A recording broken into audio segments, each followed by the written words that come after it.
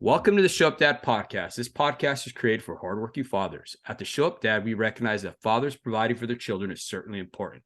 But when men truly understand their unique role and gain the knowledge and skills to be great fathers, they can transform and impact future generations. Today's guest is Adam Lane Smith.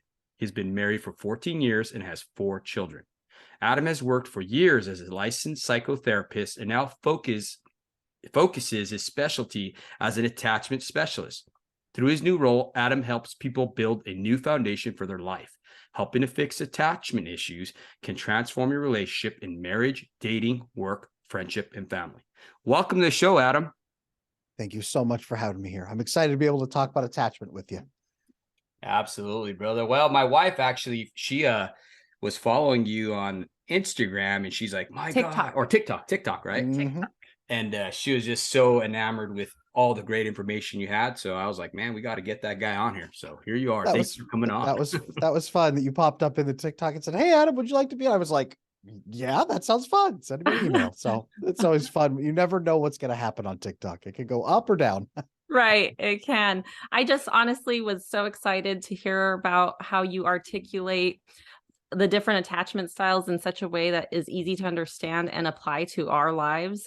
I just knew that you would be a great guest for our audience. And so if you could start off by kind of discussing the different attachment styles, that would be great.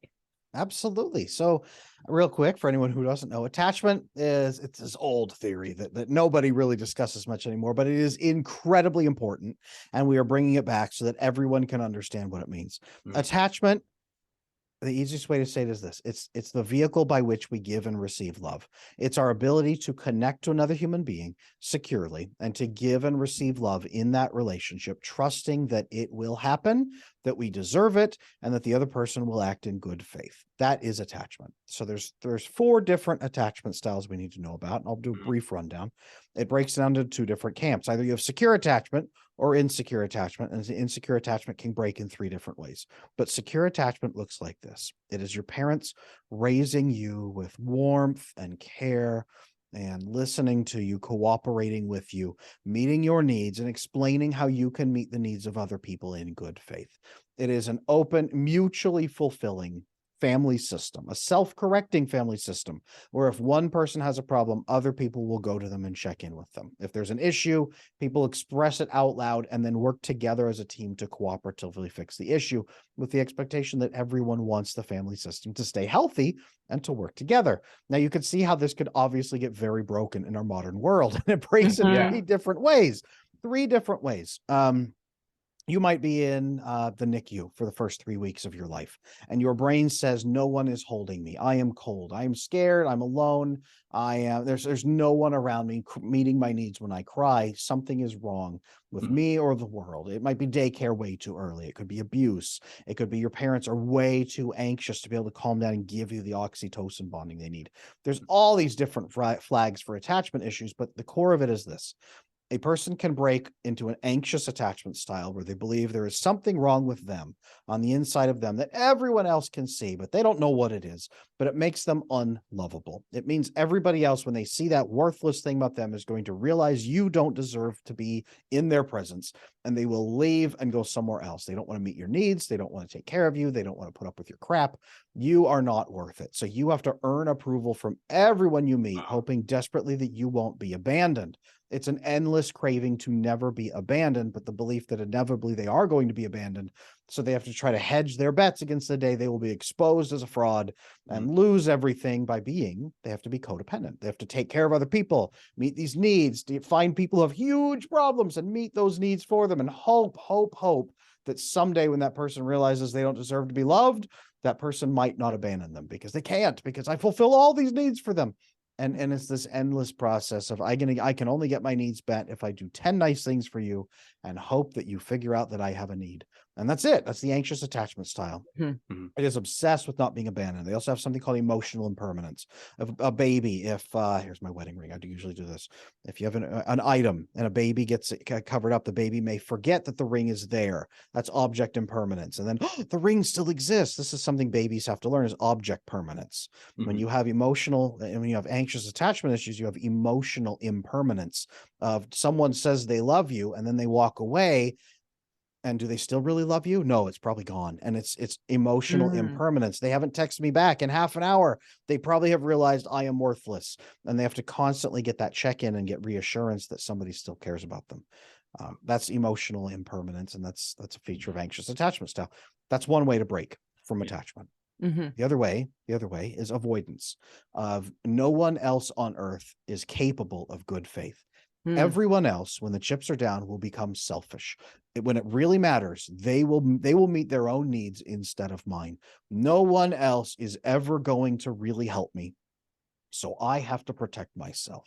And there's two different flavors this comes in. There's the really just, I call it the nervous avoidant of I'm scared of other people. I don't want to be around people. It's kind of like you've heard about bears. They're more scared of you than you are of them. They Yeah. just stay away from people. They're usually high functioning, great jobs, no friends, no romantic partners, maybe some brief hookups or something, but very little. And they just can't be around people.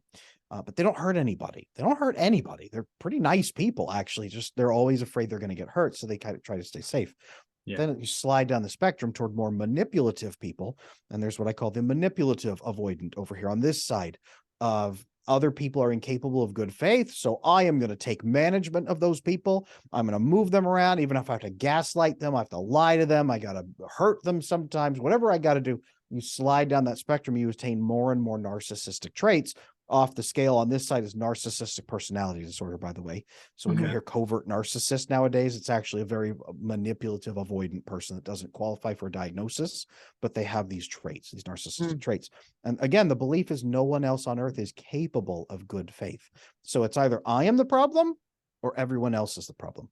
Wow. And there was this and people at this point usually say, Adam, I kind of have both feelings sometimes.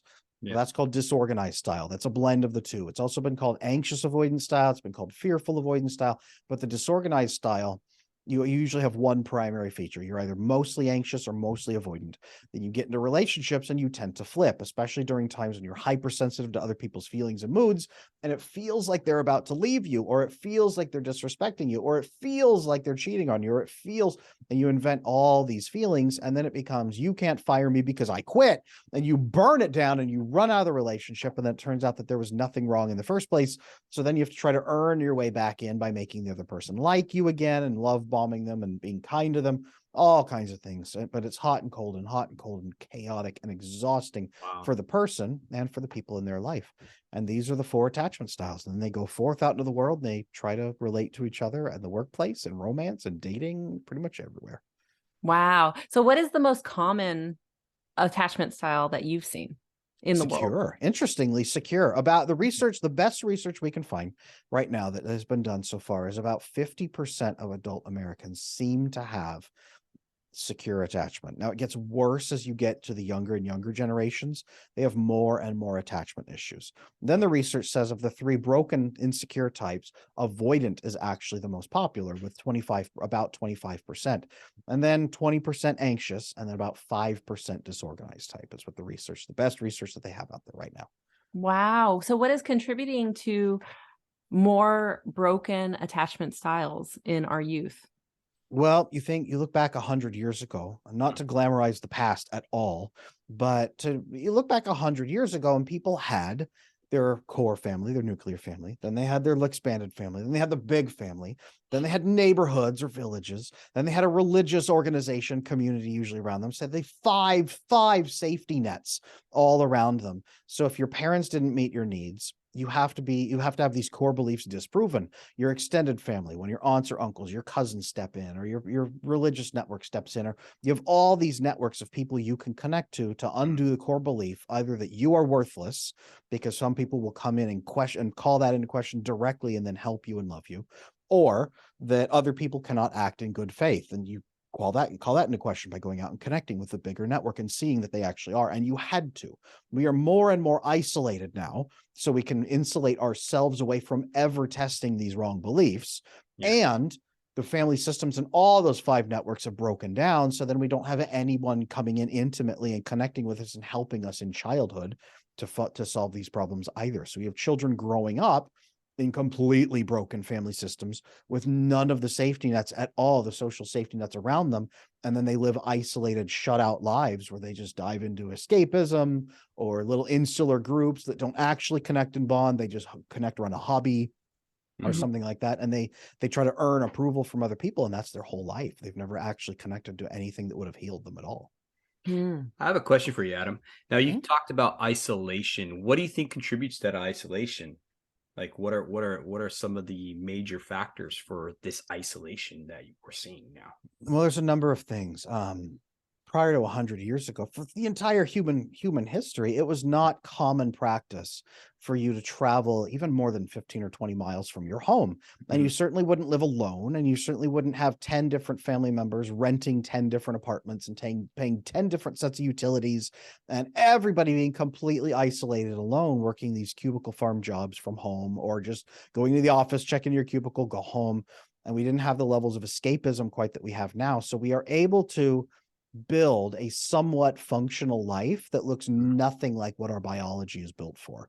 It's the opposite of what our biology is built for. So if you look at even 10,000 years ago, the Neolithic revolution, when we learned that we can grow corn and we started building tiny little, villages and settlements, a human being was not meant to be isolated. They lived with their tribe, safety in numbers. You didn't even have much privacy back then. It was survive together, protect each other, care for each other, solve problems together, all of that. And then we would collectively, at the end of the day, we would work together for pleasure and joy and all of those connected pieces. So if there was a problem, someone would see it, and it was in the best interest of everybody to take care of each other. It's not this magic utopia, but it was in the best interest of everybody to at least make sure everybody else was taken care of so that we could all continue to work and survive together. The human species now, completely isolated, just Mhm. diving into solo pleasures, and spends almost every minute of every day completely locked in their head alone without physical contact, without that intimacy, with no connectedness, no security of a tribe, no security of a village where people would protect you, no mutual protection, no mutual care, no mutual fulfillment. It's worst case scenario for our brains now. Our Mhm. brains think that we are the sole survivor of some catastrophe that wiped out everybody we should have known, and now we live in the wilderness around strangers who don't accept us. And that's what our brains are really processing nowadays. We live Mhm. among strangers who will not accept us. And that's Yeah. unfortunately almost everybody now. Yeah, and you see a lot of people, like from my age down, even the younger generation, they tend to isolate to try to work out a problem rather than going to their parents or going to their friends. I know with women, it's a lot more common to relate to each other. For men, men are very isolated in the sense that they don't get that same type of experience where they can go to other men to work out these problems, especially in the younger generation. I Mhm. think I see that they're really trying to work these things out on their own in their own mind, but it just leads to problems. That's not the way that we are supposed to work. I have so many young men come into my coaching practice and they say, Adam, I have been trying to fix this problem for 5 years. And I say, have you talked to anybody about it? Well, no. Mhm. Okay, well, that's not how that works. The male brain, the pathways, it goes back to observe and then forward to act upon the observation. See a problem, solve a problem. That's what the male brain is meant to do. But the Yes. male brain is not born with every bit of data in the world. It's born with no data, and we have to learn and accrue data from watching other people, from learning from other people, from teachers, from experience. We have to learn all of this data, which helps us then solve problems we've never solved before, that hopefully other people have solved. But if we isolate, then what happens is we go into it with our extremely limited data set to a problem we have never solved before, and we're trying to invent a solution to a problem all Mhm. over again. So every single man has to live as if no one has ever solved any problem ever before, and he must now resolve every problem a human can experience. And he's just sitting there stuck and stuck and stuck. And this is why most men become, it's like a learned helplessness. I'm helpless. There's nothing I can do. I'm powerless. I'm never going to figure this out. It's hopeless. I should just give up. Then suicide starts coming in. This is where Mhm. so many men who come into my coaching are like on the edge of ending their life Yes. because it's hopeless. And if you believe you are worthless and can never open up to other people, or you'll be exposed as worthless and you'll be rejected, or you believe no one else on earth is capable of ever acting in good faith or would ever want to help you, then you feel it's worthless and pointless to even try to connect to somebody else to get the information that would help you make that observation and then act upon it and solve your problem in your life. You stay stuck forever until you learn about attachment, connect to a couple people, open up about how miserable you are, find somebody who has solved the problem you're trying to solve, and then just get the data from them. And then you plug it in and you start solving your problem. And all of a sudden life is better. Well, yeah, that's how humans are meant to work. Yeah. Right. No, for sure. How big of a factor does shame play into that with men not wanting to open up?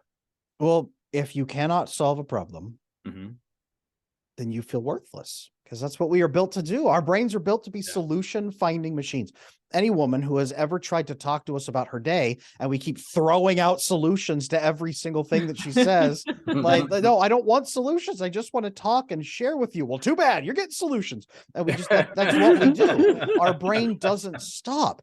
But for many of us, that's the purpose we feel that we bring. If you ask a man what is his life purpose, it's usually to help others solve problems, or to solve a problem in the world, or to empower other people to solve problems that they will encounter. It's some mixture of those things. And he'll say, I want to grow a big, healthy family who can solve problems together. I want to build an organization that solves a problem. I want to help this number of people solve this problem. That's me right there, helping people solve their attachment. Men focus on solutions, and that's our obsession. And that's where we get so much of our value from. So if a man is stuck there and says, I can't solve this problem and everybody else around me is fine and they're all happy, I must be even more worthless than I thought I was before. No man wants to admit he's weak or helpless or powerless, especially if his brain says, I'm in a village of complete strangers and no one cares about me. Then weakness is like, well, then you're worthless. Get out of here. Go live in the weeds. You're exiled. The only thing holding him together in that group is that they allow him to live on the outskirts of the village, because he's not completely worthless unless he opens up and shows that he is. That's tremendous shame. Men would rather die many times than ever open up. Many men go to their grave without ever opening up and having the conversation that could have saved their life. Wow. That's Wow. deep, huh? I this is all so big. So much information, and it's so good. I kind of want to back up a little bit, because you give us this great scenario about being like a child in the NICU for 3 weeks, and how that instance can cause a break in the attachment, and you can go one of 3 ways. What contributes to the different ways in which you would go, whether it would turn into like anxious attachment, or the avoidant, or the disorganized? Are there certain factors that can create the different attachments when we're children? What I have mostly seen in my experience when I work, because I've worked with hundreds, if not thousands, of clients at this point, what I've mostly seen is that people with avoidance grew up in a family system where people were hurting each other, and they could see people acting upon each other and say, you people are messed up. If they could see that break, if they could see the hypocrisy, if they could unravel those problems that those people were doing and see them hurting each other, then they turn their view outward and say, this was you. You guys clearly had something going on here. If a person twists it back around, or especially if a person had a very manipulative parent who really ground them into the dirt and convinced them over and over, you don't deserve love, really inconsistent love can do this. Giving them oxytocin, the bonding hormone oxytocin that's released in the absence of stress. And a mother gives this to her child over and over and over. But then if she is manipulative or narcissistic or borderline personality disorder, something that has potential for harm because of instability, then she will give inconsistent love and leave that child endlessly craving that, to try to figure out how to get that approval and get that oxytocin back and get more of it if they can. And usually they blame themselves that mom has withdrawn, so they chase for approval to try to get it back. And if they act well enough, they get it back, and they were like rewarded for on this endless hamster wheel, earning approval, earning approval, earning approval. And then they will get in a relationship with someone who has avoidance, and the avoidant person will love bomb them at the beginning and saturate them with oxytocin bonding, renewing that addiction cycle. And they will chase that avoidant person even into an abusive relationship and can't let it go because they're oxytocin basically addicted to that person. And they think this is the only drug dealer on earth who has the fix that I can't stop getting. So I have to chase this person for 5 years. Wow. Wow. I definitely identify with a more anxious attachment type of style. Mhm. So how do you start to heal this anxious attachment? Well, that is a good question. That is my specialty.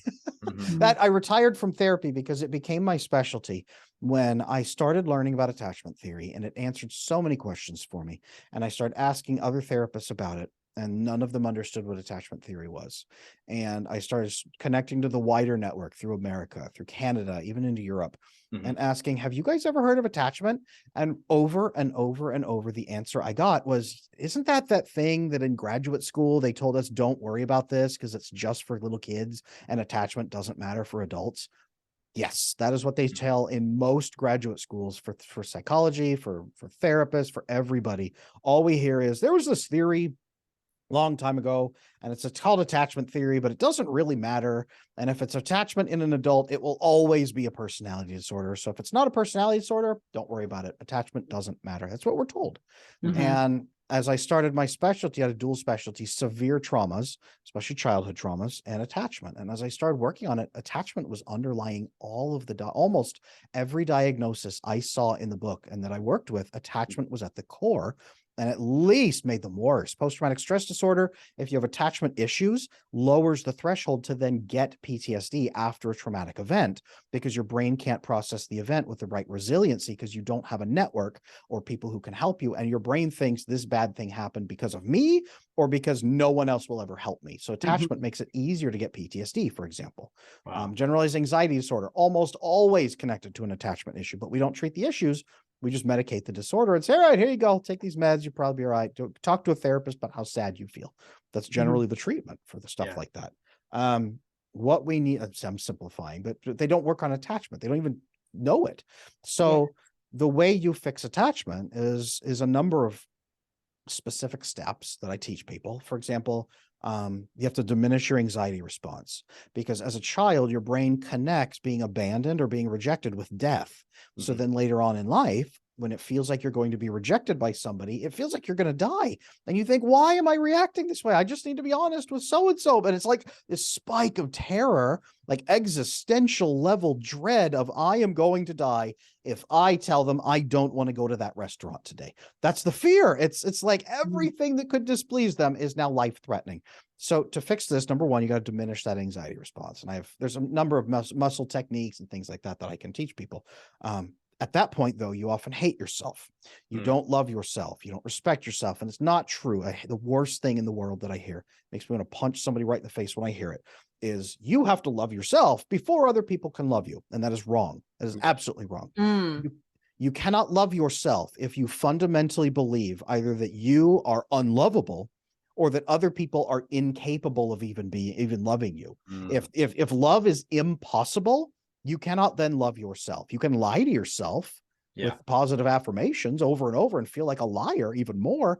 What you need to do is respect yourself. And that comes about by finding your core virtues and principles, your 3 core virtues and principles that define who you are, that you never want to violate, that you violate all the time to try to stay safe from other people, that makes you dislike yourself and not respect yourself. You find those.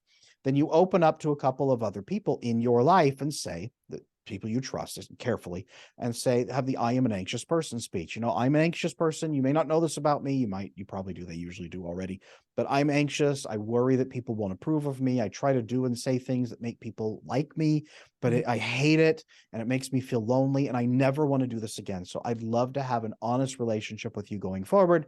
Here are my principles. Here's what I want to live by. Can we do this together? And almost every time they say yes. And almost every time they already knew that you were anxious, they just say, well, I didn't realize it was that bad. But as you receive the acceptance, you're ripping open the part of yourself that said, I am worthless. No one will ever love me if they see this thing. And you expose that to see if it's really true. Can they really love you or not? Or the avoidant piece. You open up and say, is someone actually able to accept me? Or are they instantly going to turn on me and use this against me or reject me? And as you receive acceptance from the other person, you get a rush of oxytocin, you get a rush of GABA, which is an inhibitory neurotransmitter that comes about when you have oxytocin in your brain. You get serotonin, you get all these chemicals that rush through you, and you feel finally like you were meant to feel. And as you open up and do this with a couple of people, and then continue to test it in new circumstances, when you are scared, you overthinking, you open up and connect with these people and receive that acceptance again. You form cooperative relationships then where you express fears, express concerns, you get reassurance, and you start that emotional impermanence of covering it up. And then, oh, wait, it's still there. That starts to go away as you prove over and over and over that it is still there. You desensitize your brain to the fear of the small bumps destroying your life, and you slowly gain confidence in the other people in your life. And the more that you do this, and the faster you dive into it, and the more conversations you have, the more you begin to heal. But the experience itself changes your brain chemistry and changes the way that you believe in love. Wow. Yeah, That's interesting. amazing. Yeah. So the most complex of the broken attachment styles seems to be the disorganized. Yes. How does somebody become, well, not become, but I guess how do they end up having a broken attachment style that is more disorganized? Yeah. It's a combination of the two. And almost every case I've ever seen was more severe pain be leading to a place where their brain says, okay, I'm going to start off with this attachment style to see if this will solve the pain I'm experiencing, anxious or avoidant. And their caregivers or whoever was in their life, oftentimes they don't have mother and father. It's usually alternate caregivers. They continue to experience pain of some kind. And it could be abuse. It could be neglect. It could just be complete chaos and turbulence. And I've had 18 dads, kind of stuff like that. Just over and over and over, hurt and hurt and hurt. And the brain says one attachment style is not enough to keep me safe. I can't just be earning approval, because that doesn't stop people from hurting me. And I can't just avoid them because they'll chase me down and hurt me anyway. So I need to build a blend of the two, that I can switch back and forth at will and be mobile and adaptive in my attachment, and then be hypersensitive to the tiniest change in my environment to see who is going to feel what and what they're going to say, and predict in advance what they're going to do. So I can then either run away, or I can approval seek, or I can just get myself safe. And the extreme version of this is borderline personality disorder. That's the extreme outgrowth of this. But so many people with disorganized style are just walking around. They live functional lives. They work. They have really chaotic romantic relationships. They don't know why, and they hate it. They hate it themselves more than anybody else does.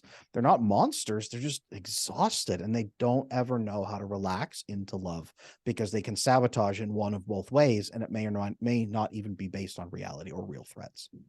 Oh, wow. Wow. How does that affect one's health? I mean, you say exhaustive. I mean, I can't even imagine all the different things that happen with your being.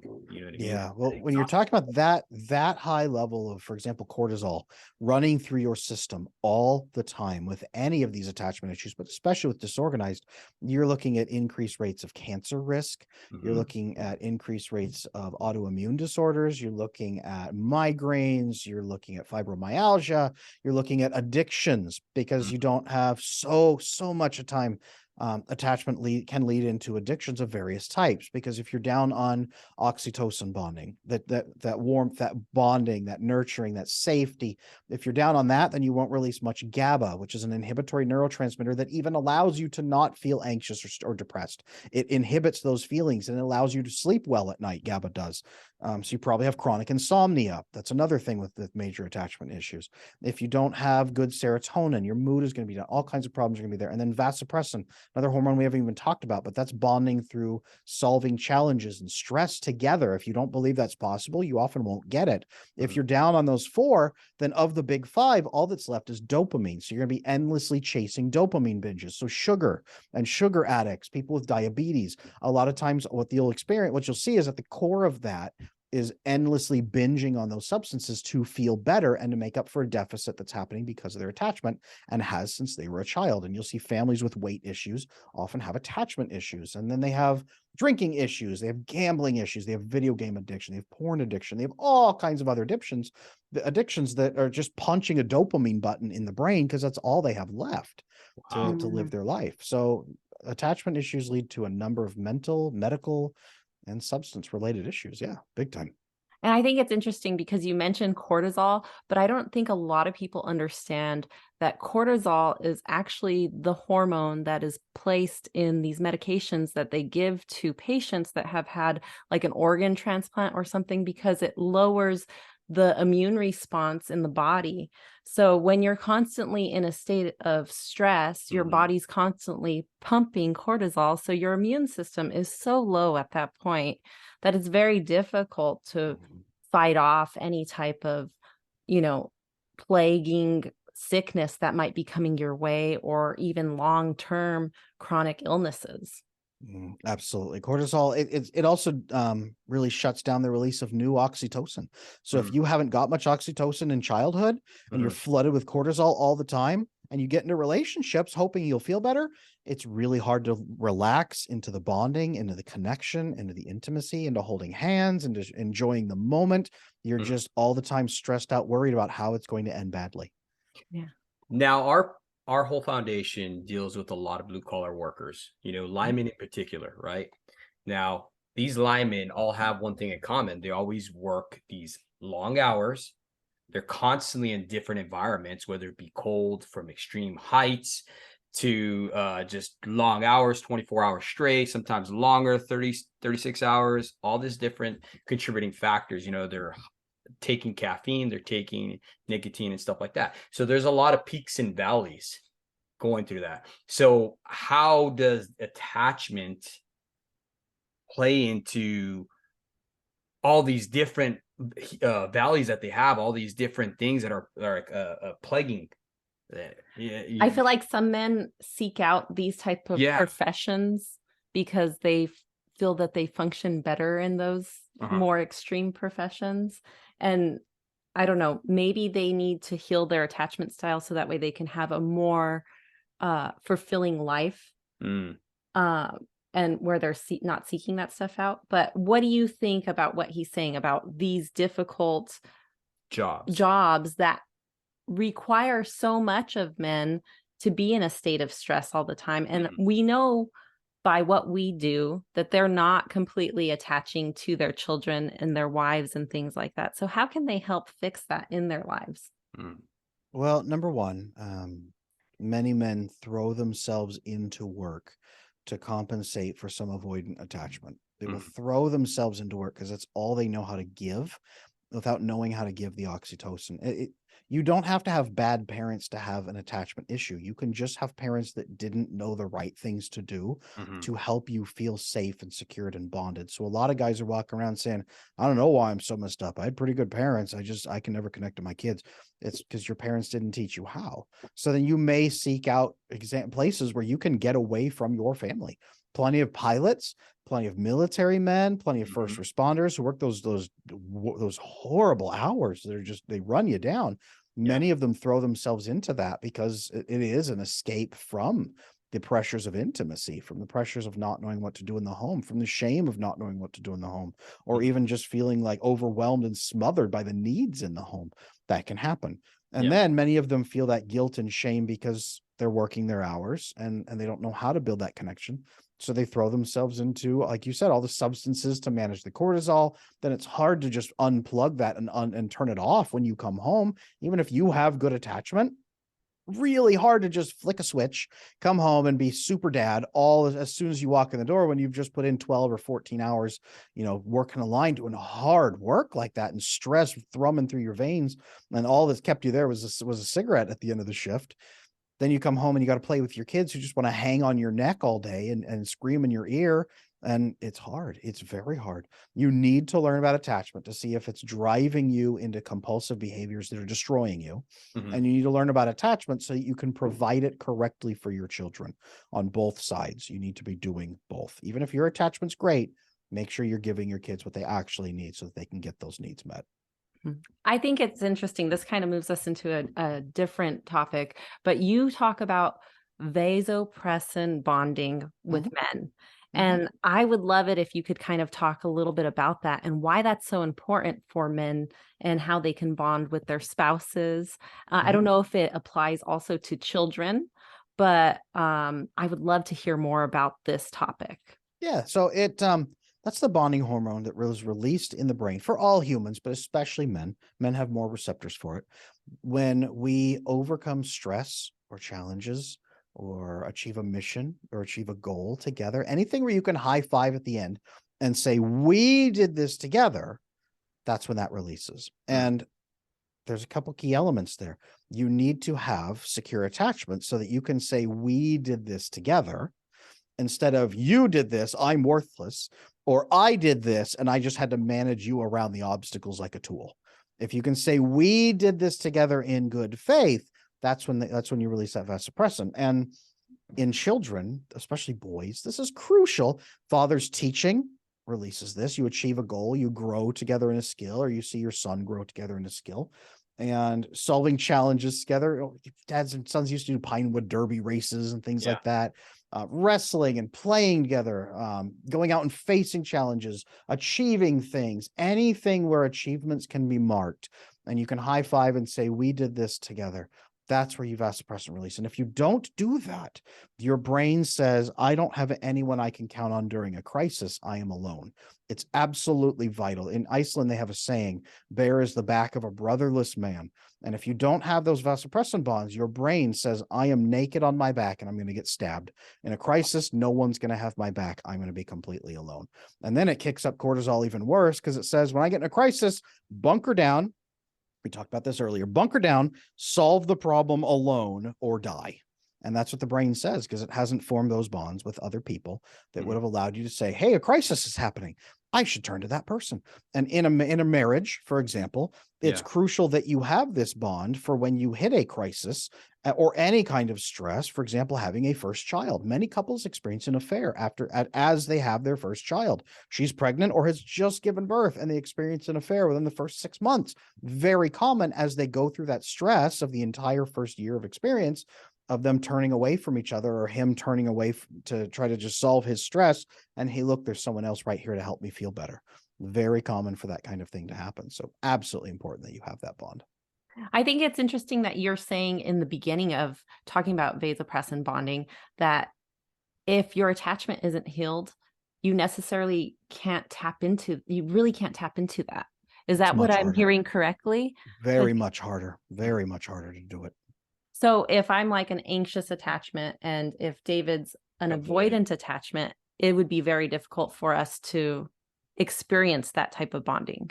It could be if you guys are not able to link it up in your brain and say, okay, regardless of my internal feelings, we did this as a team. And that itself, as couples do that, that can begin healing the attachment process right there, because you'll start forming that connection and saying, okay, someone else did work in good faith with me.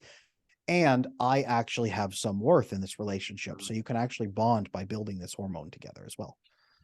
And I see that too. It's interesting you said that because, I mean, our children see everything, right? They watch everything we do. So I remember this one incident where me and my wife, we had this project and we had accomplished it together working as a team and we high-fived each other, right? My daughter saw that. She was like 13 at the time, right? Remember that? Which project was it? It was, we accomplished cleaning out our garage and taking some stuff to give it to Goodwill and stuff like that, right? And one of the bins was locked and they couldn't get in there, and I figured it out, and we both worked together to get it into the bin, right? And we high-fived. We're like, oh, high five, and we just high-fived real quick or whatever. And our daughter saw that, and she had this great big smile on her face. And what did she ask you? Remember that? I don't remember. You don't remember I'm so sorry. Well, anyhow, I remember it. Anyhow, we high-fived each other, and Nakota was just so ecstatic. She's like, oh, why did you guys high-five? And we're like, oh, because we accomplished something. And she's like, that is really cool. Yeah. And I think she That always is- feels very secure when we're doing things as a family. I can tell the difference in our children. Like yesterday was Christmas and we cooked the entire Christmas dinner all together. Like each kid had a job and everybody was just thriving the rest of the day. They just felt so in tune and so together. Is that an example of vasopressin bonding or Yes.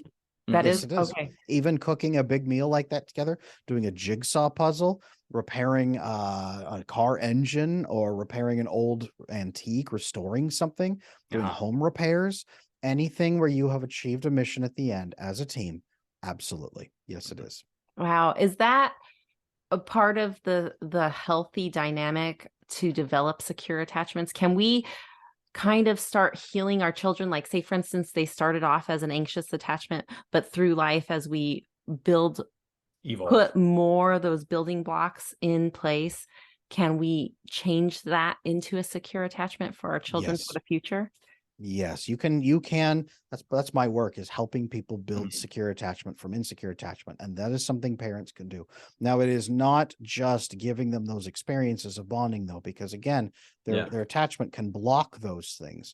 So it is that paired with having open discussions about attachment and about bonding, about love, and about the expectations in the relationship, and about how they get their needs met, and about what other people want from them, and about what they can do and what the lines are, and all of that completely on the table, being totally open and building real emotional intimacy with your kids. That's absolutely crucial, that it all be transparent and spoken and explicit. Because if you don't, if you're just trying to push the buttons, very often that's the mistake a lot of parents make when they hear about attachment. They start trying to push the right buttons without having the conversations, and the other people freak out and say, why are you changing? It's scaring me even more. And they back off, and it makes you feel bad. And then you feel like they don't want to bond with you, and then you back off, and then they worry about what you just did and why, and all they saw you act kind of weird and different, and then get even colder, and it just hurts it. Having the explicit conversations should be paired with doing the more bonding. Absolutely, both. And I seen that actually with my daughter when I'd go on these drives, and on our whole mission for me to change to become a better father and stuff like that. She wasn't accepting of it at all. And it's because, like you said, I hadn't gone into there, been vulnerable, been open to her and explained to her that daddy's going through some stuff. I realized made mistakes and I want to change that. I didn't do that. I just started doing these changes, and she was like, who is this guy? She completely didn't trust me at all. It was awful. And then, like you said, I was getting angry because I felt that touched something inside of me where I was feeling like I was not good enough for her, even though I was making these changes. You know what I mean? So that led me to being angry at her as well. So it was a process. So you're absolutely right when you say you got to be open with them and get it on the table and let them know, because that's the key to the relationship I have with her now. And that is the key to overcoming. If you had avoidant attachment, that's the key to overcoming that, is cracking open and sharing in good faith what you need, and seeing if the other person will respond in similar good faith or not, if they use it against you. That's a lot of dads with avoidance, even mild avoidance. They say, well, I think I'm just going to learn these things and just try to use them on my wife and kids. And it goes horribly bad because of that reason. But when he opens up and says, okay, guys, I gotta explain this to you. Here's what I'm learning. Here's what I would like. Can we do this together? Usually the teens are a little standoffish at first. If you prove it to them over a few weeks or a month, they do better. Little kids eat it up. And wives usually wait until you have fixed your relationship with your kids, and then they start trusting you more and building the relationship. You can't fix a relationship with your wife before you fix it with your kids. It just doesn't work that way. It's got to go kids first. Yeah, we've experienced that. I definitely can see how that would really be important to the wife, because the wife cares so much for the kids and she feels that they're so important. And if a husband can't be kind and loving and want to change enough for their own flesh and blood, then they're like, well, I can't trust you, type of thing. I feel that's from my perspective. Absolutely. I wrote a whole book on this called Exhausted Wives, Bewildered Husbands, where they're in a marriage for 10, 15, 20 years. And she has bonded to the kids, and she got oxytocin for the first time through the kids, but also wants the kids to have good attachment, but doesn't know what attachment is. She just generally knows that they're anxious and nervous, and something about dad is not meeting their deepest needs. And it slowly becomes dad is more and more the enemy and is the problem that the kids are unhappy about. And you can't build emotional intimacy when she thinks that you are harming the children through your very existence. You have to become a positive existence that is helping the children and growing their bonds and giving them good attachment. And then she will crave to bond with you at that point, because now you're helping her children that she loves so much. It's not just, there's no neutral ground. No. You're either good or not. Yeah. You're either an ally or an enemy, and you don't want to be in the enemy camp because she won't bond with you at that point. No, you're absolutely right. Because I remember feeling like I was the enemy with my whole entire family when I'd come back from being out of town. And I would even tell my wife, I'd be like, look, I'm not your enemy. Remember that? Yeah. And it's funny because I have like the anxious attachment style, and he's more avoidant. So he would leave. And then, like you said, my fear was abandonment, but his job required him to leave, and he would work out of town for these long periods of time, and it just would crush me. But it was like what you're saying. I couldn't see the love because it wasn't right in front of my face. But it was difficult to accept any changes as well, because the attachment style hasn't been fixed yet. And for him, the same is true. I'm curious, how does a child end up with a deprivation of oxytocin from their family? Like, what causes the deprivation? Very simplest is not enough hugging, not enough reassurance, not enough quality time together, not enough like story time at nighttime, not enough kisses, not enough, I love yous and care and nurturing. But then high levels of cortisol, which would stop oxytocin from producing even with smaller examples or smaller activity. So high cortisol coupled with not knowing how to release the oxytocin in the first place. So it's a very detached sort of parenting style that is more fact and logic based. And you do this, now do this, now go over there, now go over there. Okay, you're a good kid. Thanks. See you tomorrow. It's much more like that versus the warmth and the nurturing and the reassurance. Oh, so it's structure without the relationship. Without the relationship. Exactly. Very much so. The relationship is what releases the oxytocin. Okay. And so the oxytocin deprivation most likely pushes children into the anxious attachment style, or can it go either way? It seems to go either way. It's something I'm still teasing out is exactly what will cause someone to split from anxious or avoidant. It might be a personality thing because we're born with about half of our personality intact, and it could be environmental of watching other people attack each other, but not having warmth and care definitely leaves you craving it, especially if you get a taste of some of it and then it's taken away and you don't understand why. That seems to be a big piece. Inconsistent oxytocin is really big for anxious attachment. Now you touch base on watching people attacking each other, and I want to share with you something. Okay. And we talked about this on the podcast and previous deals, but it always blows my mind. When we first moved from New Mexico to Southern California, my daughter, she went to a bigger school, stuff like that, right? And she came home one day and she had already talked to us about having a lot of friends and stuff, right? Well, she came home one day and I thought everything was going good with her. So I asked her how her day was. And she was feeling really down. And she opened up to me and she's like, "Oh, Dad, I don't feel like I fit in." So I started going through the proverbial questions that a dad asks, why do you feel like you don't fit in? Blah, blah, blah. Right. Well, her answer to me was, "Dad, I feel like I don't fit in because people are not fighting. People are not talking about who got jumped this weekend." And it blew my mind that was the environment she used to be in, right? Because when you're in it, you don't even recognize it. You just think that's something common, okay? But once you get out of that environment, right, then you start seeing that stuff's not right. And that's what I recognized with her. So I had to stop her at that instance and be like, "Okay, honey, I'm glad you brought this up. That's the reason why we moved. That's one of the reasons why we moved, because that environment was bad." And then she had to stop and think about it. She paused and she's like, "Yeah, you're right, Dad. That is not acceptable. You have to make it explicit and then process it through together. And then it will take time and it will change how the brain works. That what you just did there Do that everywhere, on every topic, on every concern, every time someone's overthinking, every time someone is scared, every time someone is distant. That explicit cooperation. You cooperated inside of a conflict to solve a problem. When we cooperate, we heal attachment. Attachment makes it impossible to cooperate. So the more we cooperate, the healthier we get. Wow. There is a reason why solitary confinement is one of the worst punishments we can give to man. It completely removes us from the experience of attachment. And I think that people don't realize how important this topic is. And that's why I was so excited to have you on, because I really do feel that it affects all of us in every way, and it affects everything in our life. Absolutely, it does.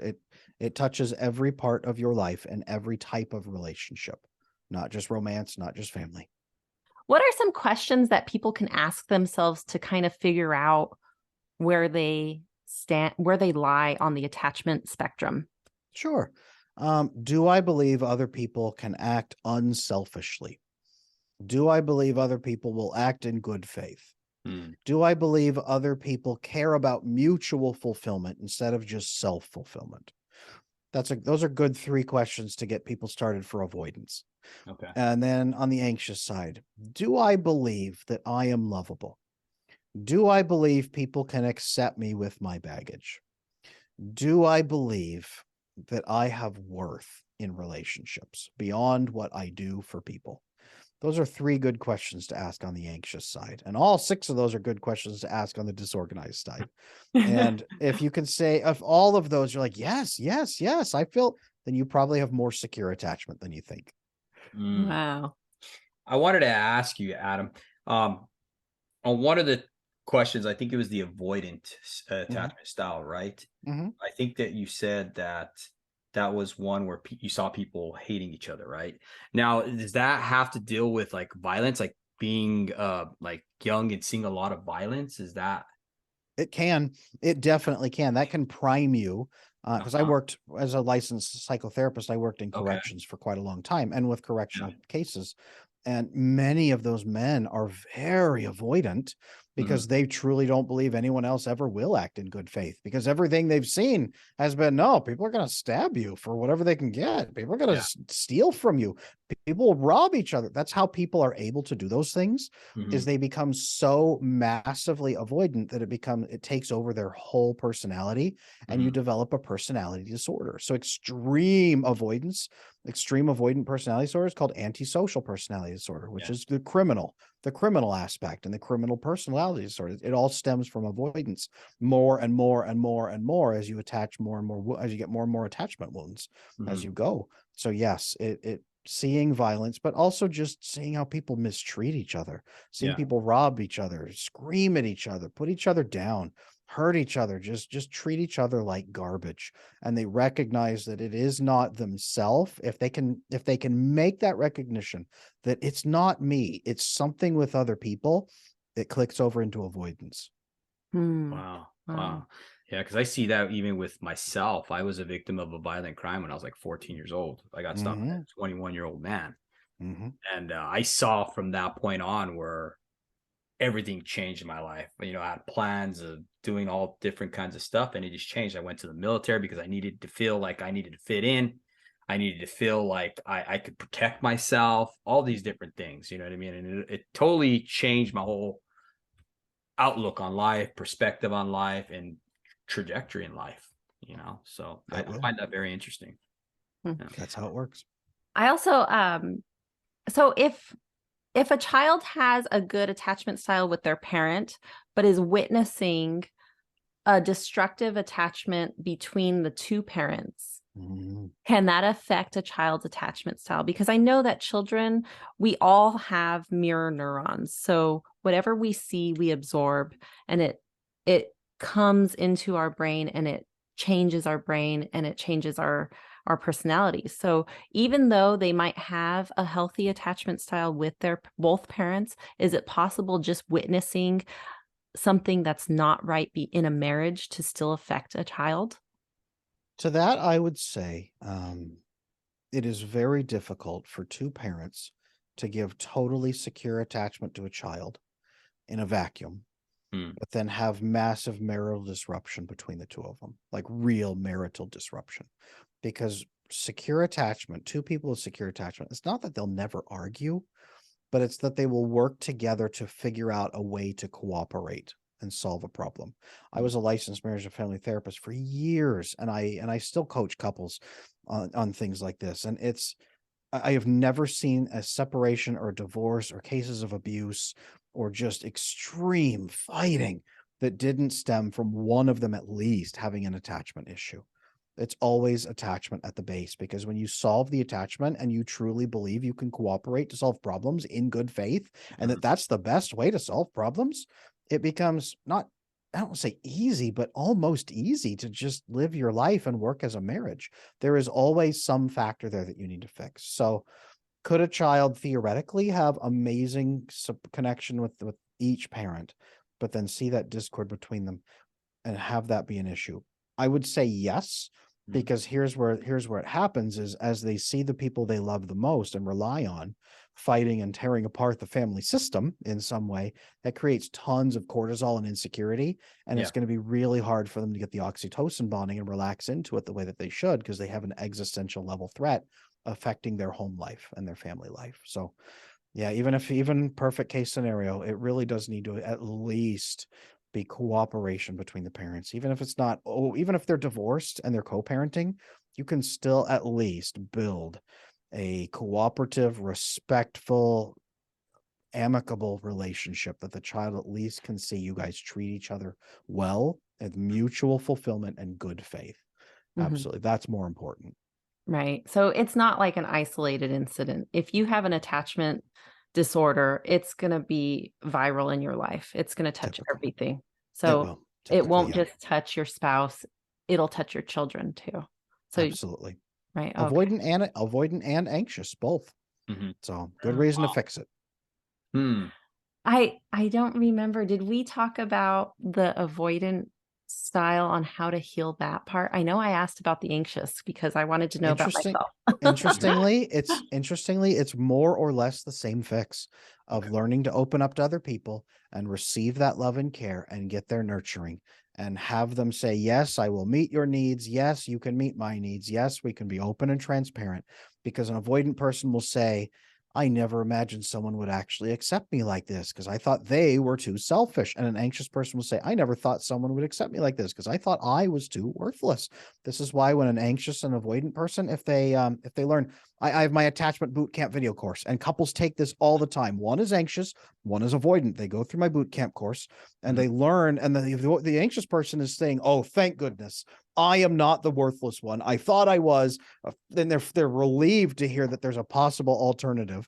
The avoidant person fights it though, and they're like, "No, this doesn't sound right. This sounds like too much fairy dust. Like, really, you think I can just trust people? The world doesn't quite work this way." But they slowly come into it and say, "Okay, wait a minute. This is pretty consistent. Maybe there is something here with the attachment." And as they learn about the attachment and bond together, they have the anxious person discussion with each other. They share their needs. They do all of that bonding together. And as they follow the same steps, they actually work with each other of, I thought I was worthless, but I actually am okay. And I love you. And I thought everyone else was selfish and would never love me, but you actually really do love me. And they bond together and heal each other like that. That's how that magic happens. Anxious and avoidant are either heaven or hell. As you fix it, it's heaven. If you don't fix it, it is hell for both. Wow. Yeah, definitely. So if any of our listeners are interested in that boot camp, how can they find it? Oh, yeah. So everything I have is on adamlanesmith.com, and Lane is Lane, like the road. adamlanesmith.com. I've got courses on there. My attachment boot camp's on there with the 10 steps to fix attachment. I've got multiple books on there. I have an attachment styles guide, the 4 attachment styles guide on there, as well as all my coaching. I can work with you one-on-one.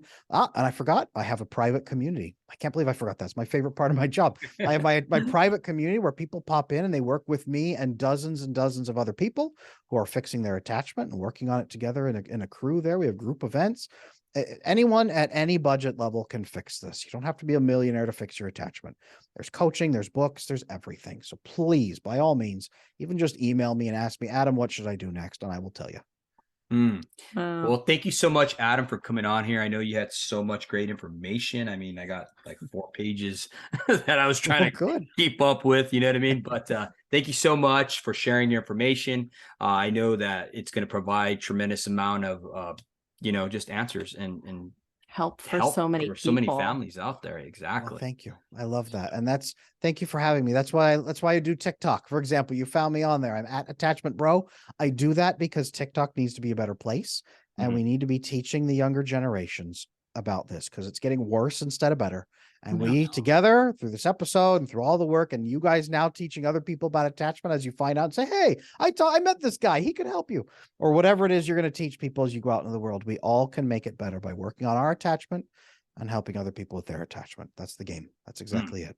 Great. And do you have any other social media platforms like Instagram, Facebook, anything? I'm on all of them. So I'm on Okay. on Instagram, I'm at Attachment Adam, TikTok at Attachment Bro, Twitter, the Prometheus, Facebook, Adam Lane Smith, YouTube. I'm on YouTube with at Adam Lane Smith. I got 250 videos on there now teaching people Wow. how to fix their attachment. So this is my passion. This is all that I do is teach attachment now. So Great. That's awesome. That's awesome. Thank you so much, brother. And we'll be talking to you soon. thank you guys.